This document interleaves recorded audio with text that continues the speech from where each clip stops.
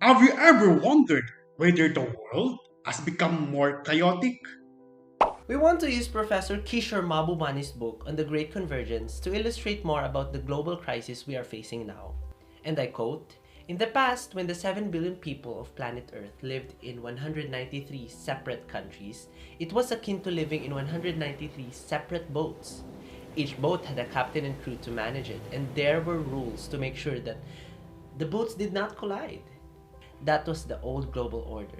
Today, with the rapid shrinkage and growing interdependence of our world, when 7 billion people live in 193 separate countries, it is akin to living in 193 separate cabins on the same global boat. But there is one major problem with this. We have captains and crews taking care of each cabin, but no captain and crew taking care of the boat as a whole. None of us would sail an ocean on a boat without a captain or a crew.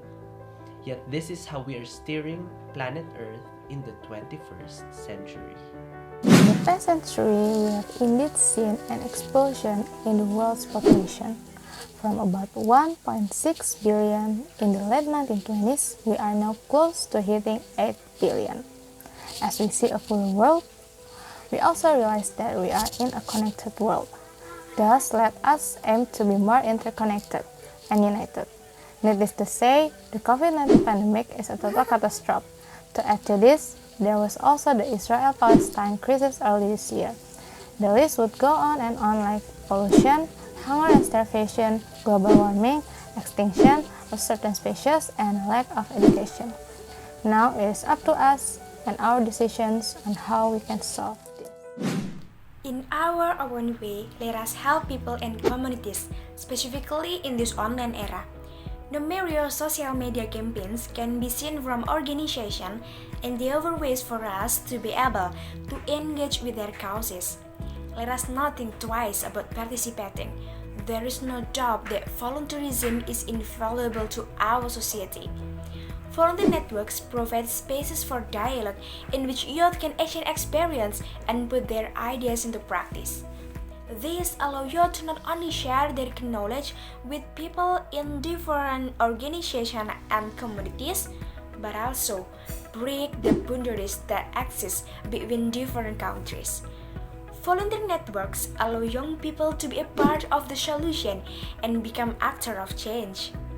Volunteering means inspiring, committing, and acting. So, do you want to know how to change the world? The answer is simple. Be a volunteer. It is also significant for us to try to live harmoniously.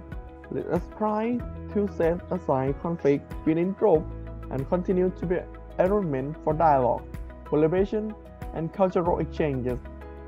Let us leverage on the one thing we have in common, and that is, we are all humans.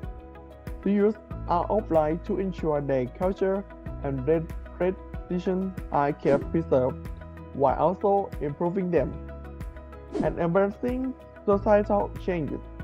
For example, it is mostly the youth who become involved in a political movement that can affect big change in a country. Among other things, the habit we can practice in this time of uncertainty is to constantly challenge ourselves. Wherever circumstance we are in right now, let us maximize this situation for us to learn more about ourselves and improve ourselves.